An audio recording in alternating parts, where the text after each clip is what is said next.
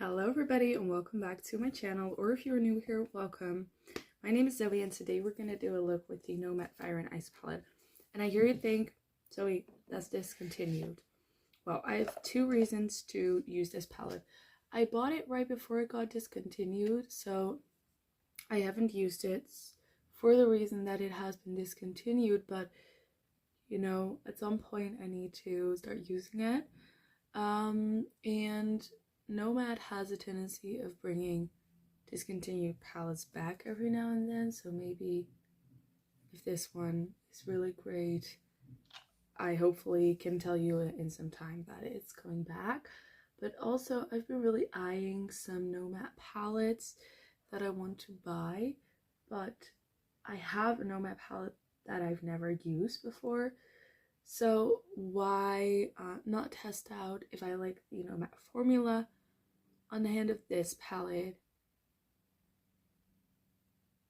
like using this palette, and then see if I should actually buy more Nomad palettes. Because the thing is, obviously palettes can be great or not great, but the thing is we all have personal preference.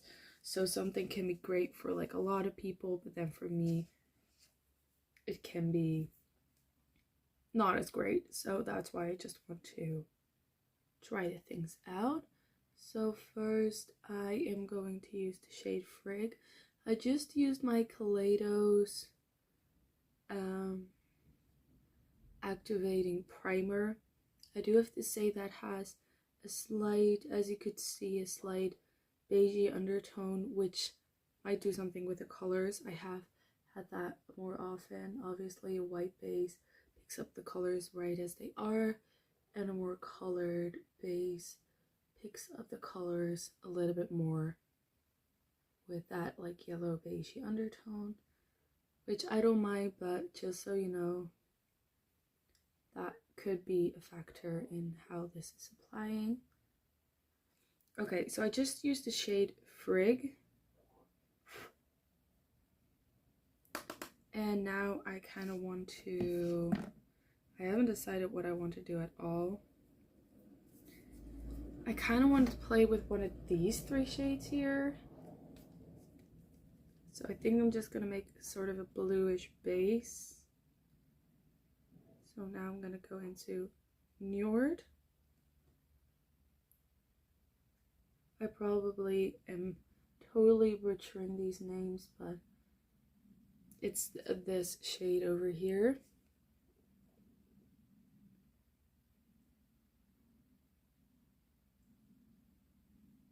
That blends very nicely into that, oh sorry, other shade. Like the blend is very pretty.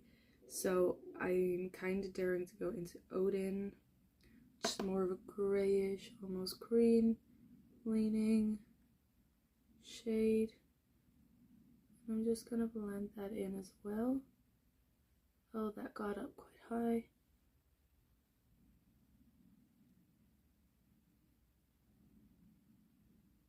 I'm just blending those shades into one another, giving a little bit of that, and then I'm gonna go back into Frig and just give a little bit of that light back. Like that. Now we need to create some depth. So I'm going to take a tinier blending brush. Let's see what we have.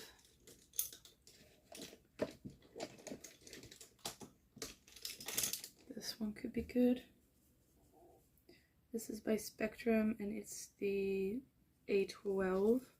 The other one was by EcoTools, and it was just, I think, just their blending brush. Oh, Define Crease. And I'm now going to go into the shade Niflheim. And I'm just going to apply that dark blue right there in the crease.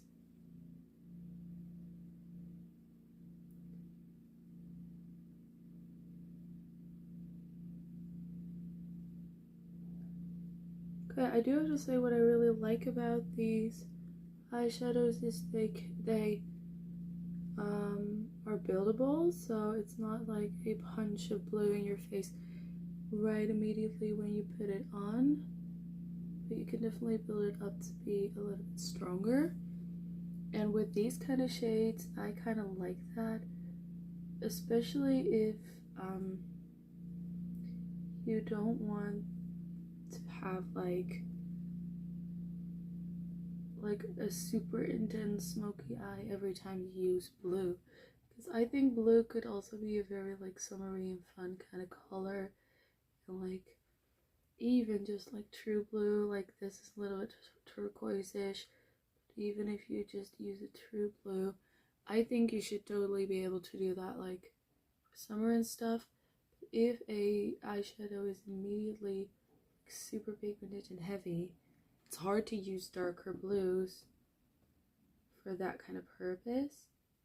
But I feel like with these shadows, that's very doable because of how softly they blend into the other shades. So I really like that. And now for the last part of the mattes, I think I'm gonna go into a little liner brush. This is also by Spectrum and it's the A424. Sorry. And I'm gonna go into the dark brownish shade called Dark Castles.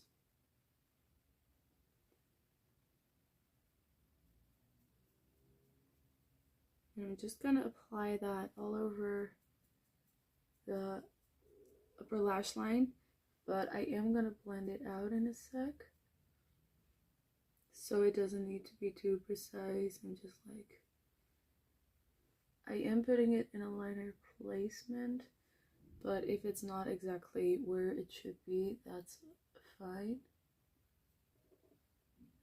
as long as the lash line is defined.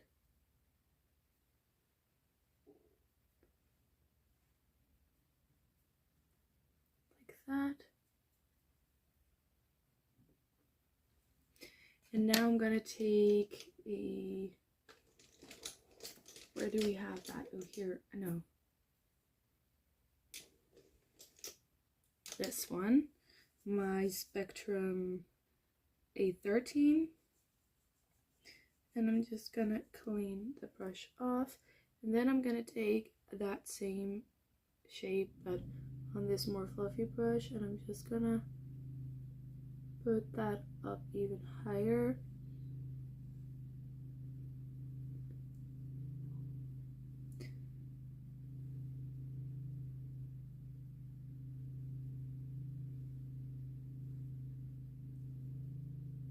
So that like most of the lid is covered in that shade. And then I'm gonna go back into the dark blue and blend the edges with that dark blue and that brown, like this. And I'm gonna put that dark blue in here a bit, over there.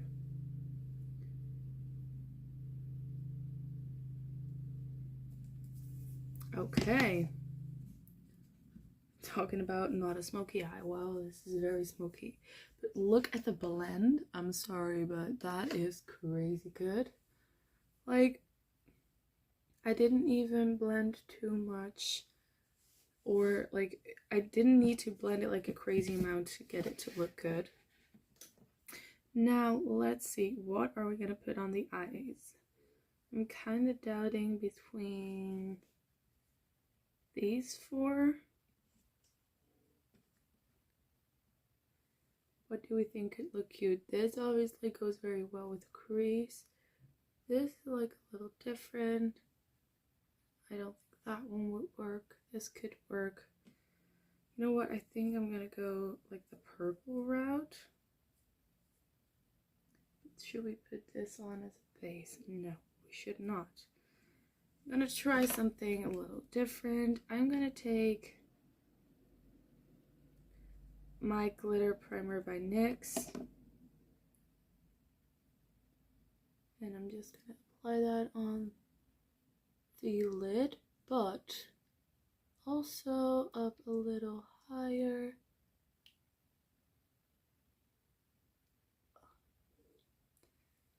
blue fingers, haha.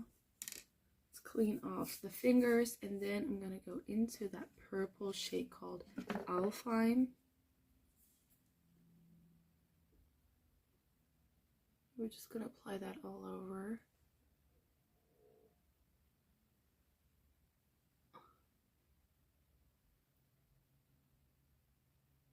Okay, I think this could go, it could be very pretty.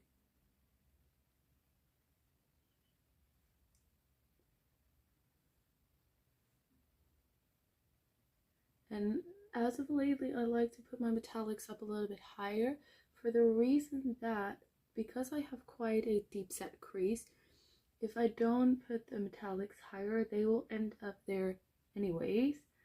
And now I do it myself, so I have control over, you know, how high and where I put them, stuff like that. That purple's very beautiful. Okay. I think it actually looks quite good. I was scared that it would, you know, take off the rest of the look, but we still aren't done because I also want like an inner corner highlight and stuff like that. So I'm gonna take this Spectrum A16 and I'm gonna take the shade River Glacier, and I'm just gonna put that right there in the inner corner.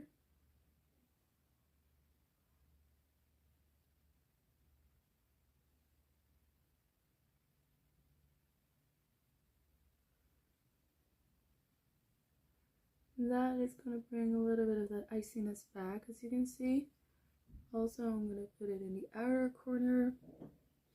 If you've never been to my channel before, I always like to put the inner corner highlight in my outer corner as well, and that's because my eyes have a droopy shape, so they hang down.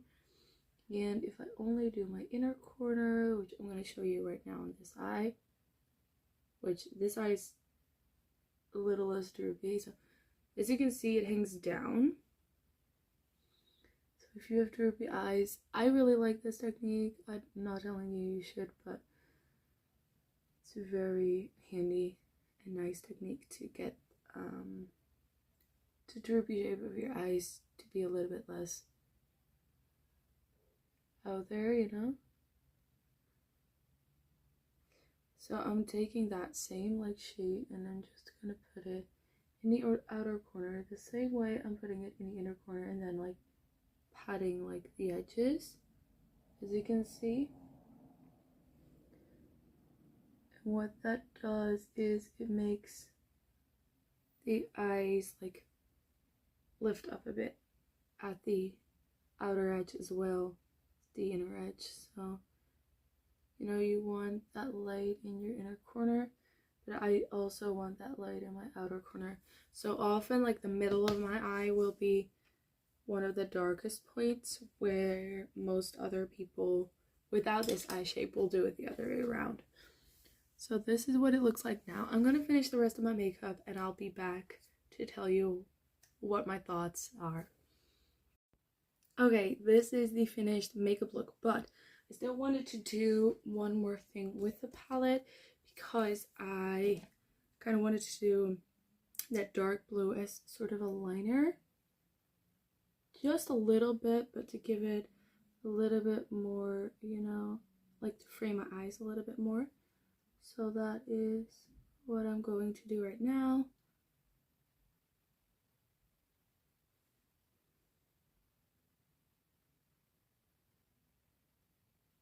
Quickly gonna do the other eye as well.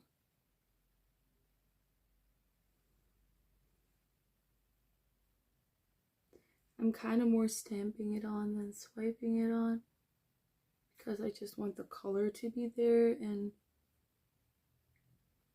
to have that little line, but nothing like too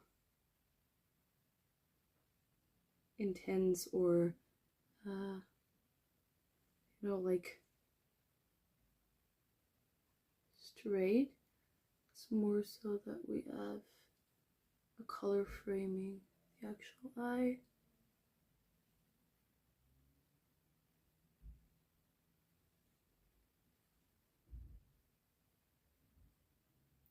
here we are going to do a little bit of swiping motion because for some reason I can't get it to get even.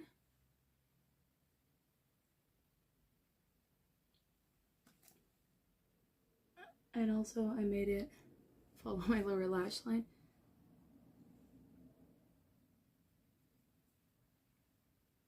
Let's do the same on the other eye.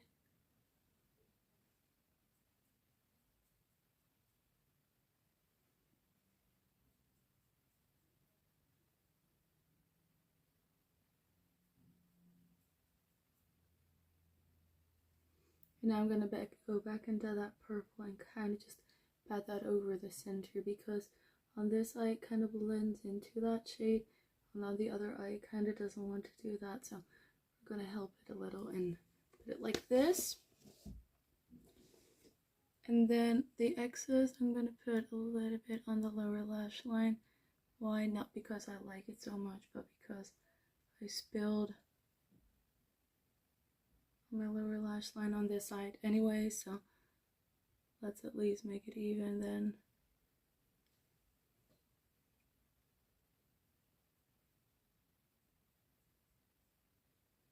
And again here I'm putting the darkest color actually in the most pressure in the inner corner, because otherwise you'll get that hanging effect on the outer corner again.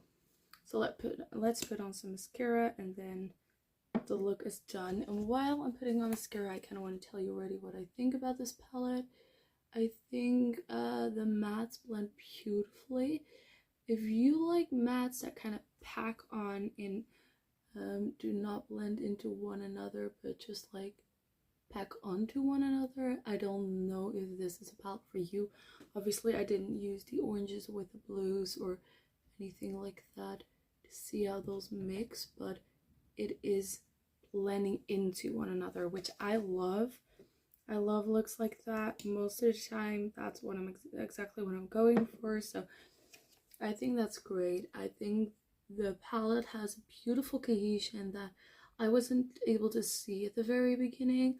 Like I was like, oh my god, the colors are all over the place. But with this I used the bottom side as well as the top side of this palette, every row except for the like warm toned row, and I think it was together beautifully. Like the quality a lot. The shimmers look very pretty. Are these the most shifty, like interesting shimmers? No, but they are very like sturdy, good like shimmers. So they're not satin, they're not crazy like multi-chrome or anything, but they do exactly what they're supposed to do, which is shimmer very beautifully, apply easily, all of that stuff. I think we're even, sorta. No, we're not. I was like looking in my mirror, I was like, yeah, and then I was looking in the camera, I was like, no. Okay. So, that is what I have to say about this palette. Also, one more thing. If I could, like, I always like to think, like, if I could change anything about a palette. Well, I'm not too much of a warm tone girl, but for the variation of the palette, I understand that row, and also it's fire and ice, so they needed to put some fire in, obviously. And I think if I want to do a warm tone look, I really could appreciate this shade. I am wondering, you know, what I would like. I'm missing some warm shades if I really wanted to do a warm tone look with this. I don't, so I'm fine that there's nothing more warm tone in here, but I hope you get what I'm saying. And this shade, I don't know how I'm gonna use this, but all the other things work together so beautifully. Packaging is A++. It looks super beautiful on all sides. The inside, the mirror is very sturdy. Everything looks very great. So I think I'll be purchasing from Nomad very soon again. Thank you so much for watching, and I'll see you in the next video. If you want to see anything specific, please let me know, or any specific Nomad palettes, because then I could order them and review them for you. Thank you so much for watching, and I'll see you in the next one. Bye!